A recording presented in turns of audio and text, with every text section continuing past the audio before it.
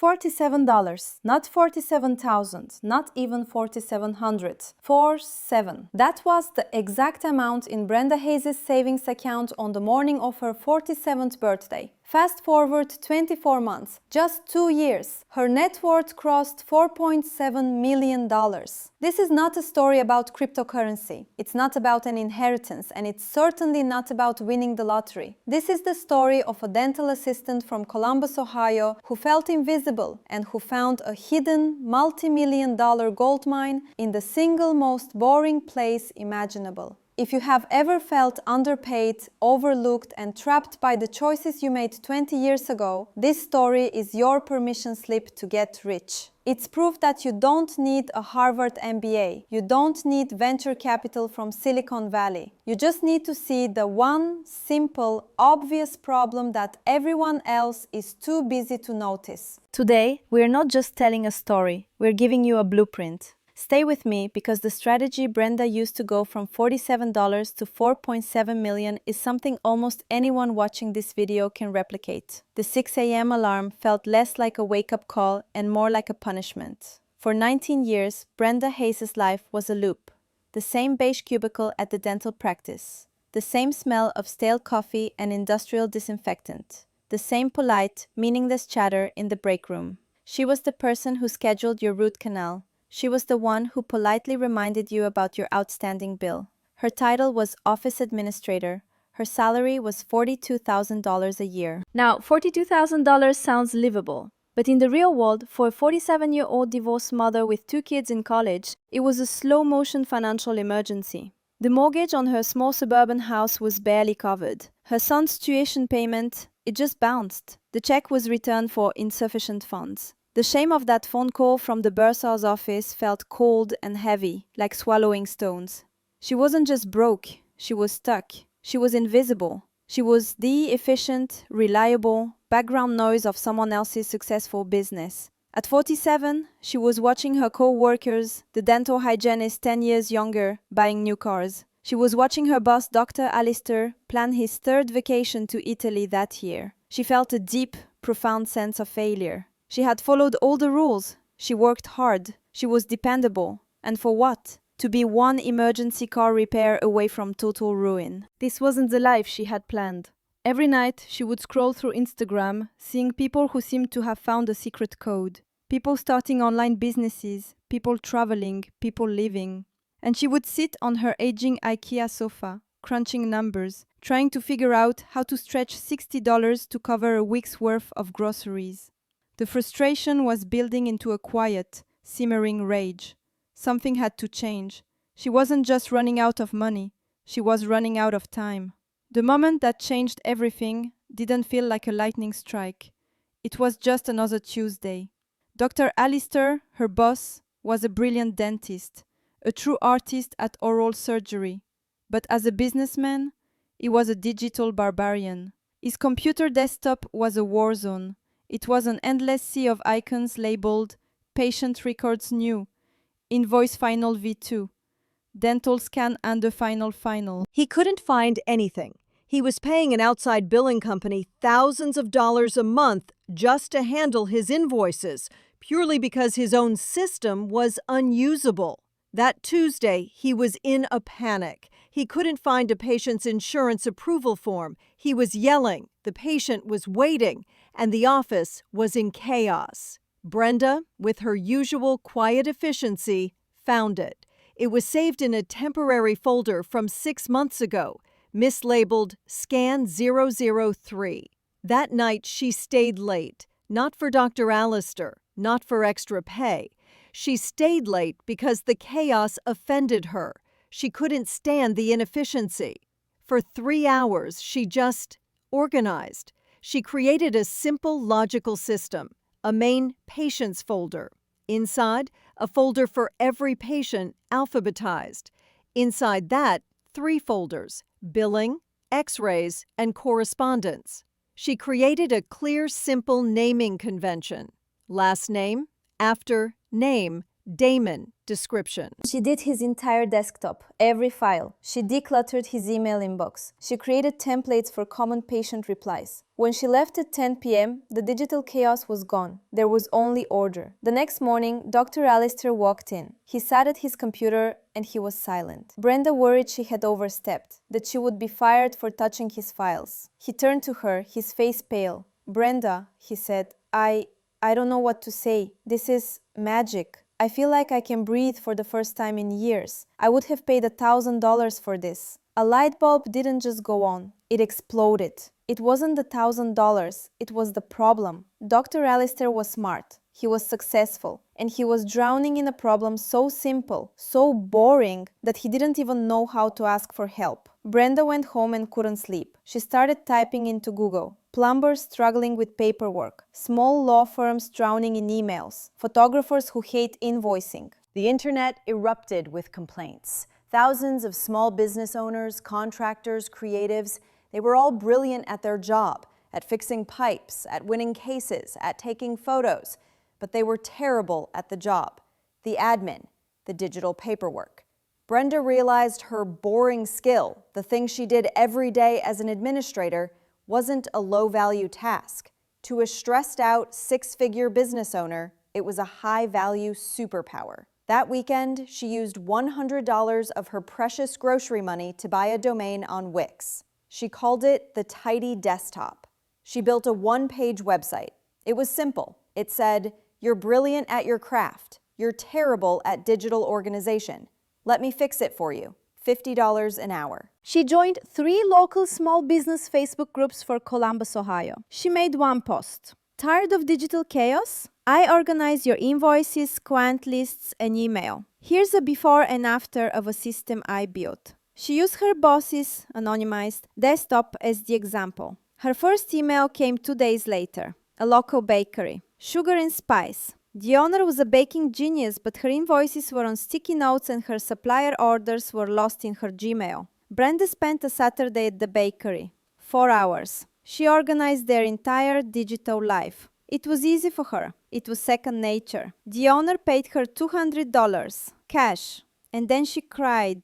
She literally hugged Brenda and said, "You just saved my business." That $200, it felt different. It felt heavier than her weekly paycheck from the dental office. It wasn't just money, it was validation. The bakery owner told her plumber. The plumber told his accountant. The accountant told 2 of his other clients. Within 2 months, Brenda Hayes was working 80-hour weeks. She would work 9 to 5 at the dental office, come home, make dinner for her kids, and then work from 7 p.m. to 2 a.m. on the Tidy Desktop. She was exhausted, but she was alive. She was clearing an extra $1,500 a month, then $3,000, then $4,000. She paid off her credit card debt. She fixed her car. She was, for the first time, breathing. But anyone watching this knows the next part of the story. Brenda had just created a new trap for herself. She was trading time for money. There was only one Brenda. She couldn't take on any more clients. She was fully booked, working herself into the grave. She was making more money,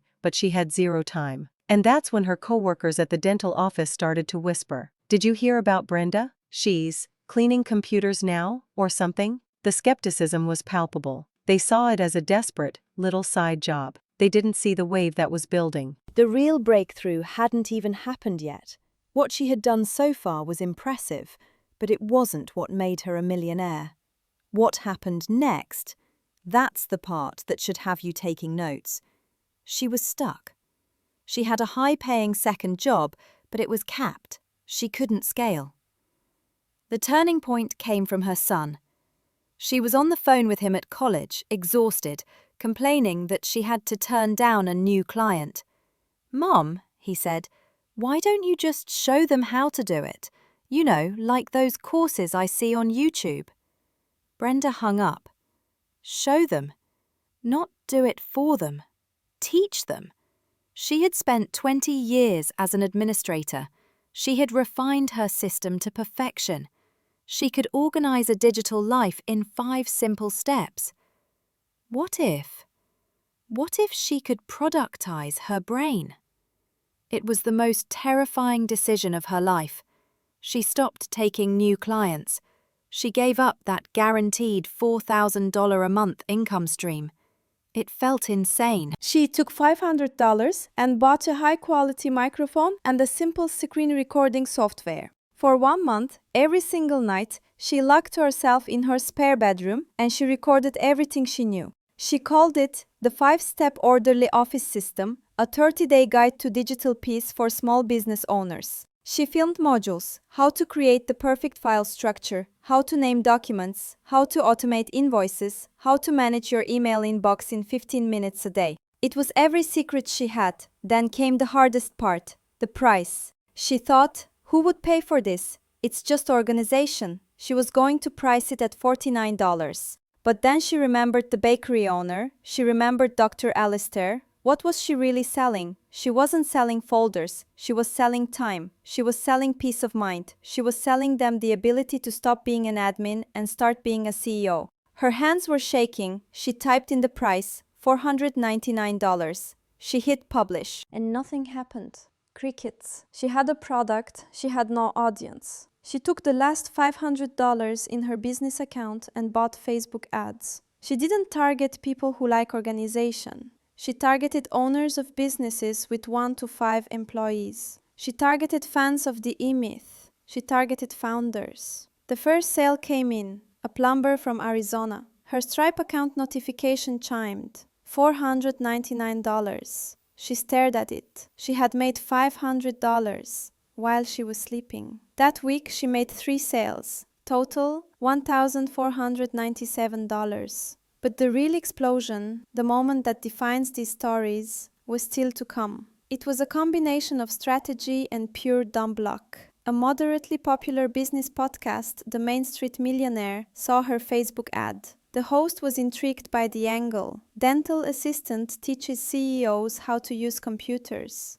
They emailed her. Want to be on the show? Brenda had never been on a podcast. She was terrified. She almost said no, but she remembered the $47. She remembered the bounce check. She said yes. The host was a little skeptical, almost condescending. So Brenda, a dental assistant, what do you really know about running a 6-figure business? Brenda took a breath, and she didn't sell her course. She sold the problem. I know, she said, her voice steady, that you probably spent 10 hours last week looking for documents you couldn't find. I know you have 500 unread emails, and I know that while you're hunting for an invoice, you're not out landing your next big client. What are those 10 hours a week worth to you? $500? $5,000?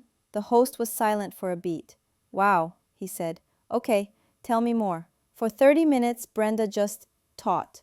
She gave away her best secrets. She explained her 5-step system right there on the air. At the end, the host asked, "This is brilliant. Where can people find you?" She gave her website. The episode aired on a Tuesday morning at 8 a.m. Brenda was at her desk at the dental office. Her phone was in her purse, on silent.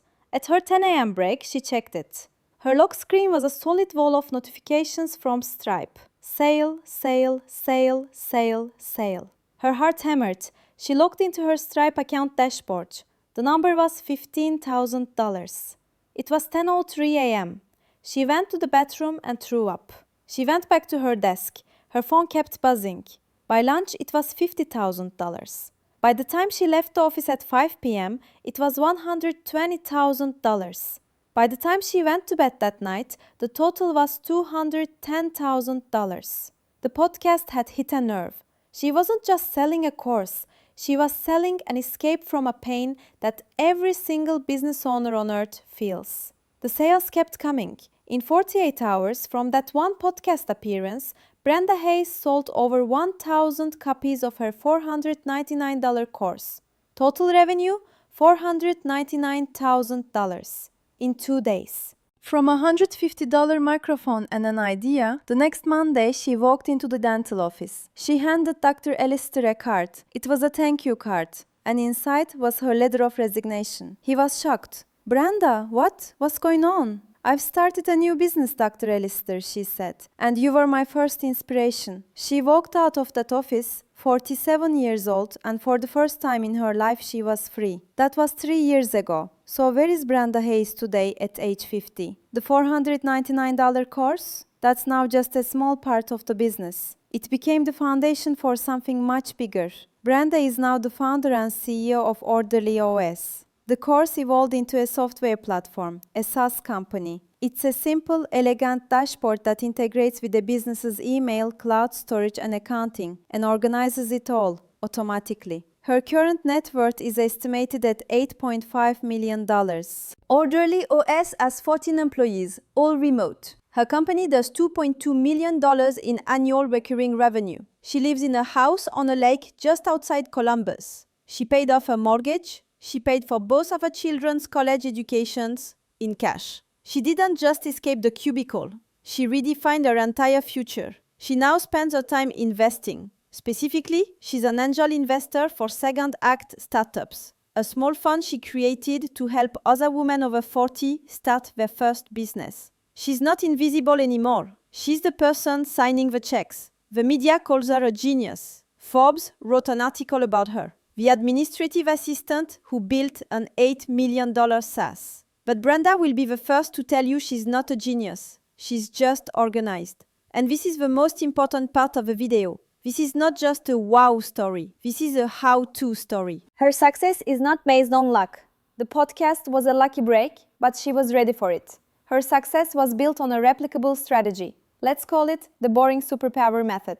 Step 1. Identify your boring superpower. What is the one thing you do at your job or in your life that is easy for you but that other people hate or find difficult? Are you amazing at spreadsheets? Are you an incredibly clear email writer? Can you schedule a complicated trip? Are you good at finding errors in documents? That's not a chore, that's a potential product. Step 2. Find the high-value audience. Who needs that skill but hates doing it? The answer is almost always small business owners. They will pay hundreds, even thousands, for someone to take that boring pain away. Step 3. Service to product. This is the key. Don't sell your hours. Like Brenda, you'll hit a ceiling. Sell your system. Package your brain. Start by doing it for people. Then, create a 20-page ebook, a $100 template, or a $500 video course that teaches them your system. You are not selling a file. You are selling a result. Brenda didn't sell a course. She sold 10 extra hours a week. She sold a clear desktop. She sold the feeling of being in control of your own business. What boring skill do you have right now that could be worth $499 to a desperate business owner? If you're 40, 45, 50, you are not at the end of your career. You are sitting on a 2-decade goldmine of experience. You have skills you've forgotten you even have. Brenda Hayes was not special. She was not lucky. She was a 47-year-old woman with $47 in the bank who was tired of being invisible. She just saw value where everyone else saw chores. Your goldmine isn't out there in some new flashy trend. It's right in front of you. It's the thing you already do every single day. Brenda's story proves one thing, and it's the most important message we have on this channel. Your second act can be your empire. You don't need permission. You just need a problem to solve. Thanks for watching. If this story inspired you, hit that like button and subscribe for more stories of impossible wealth. And tell us in the comments, what's your boring superpower?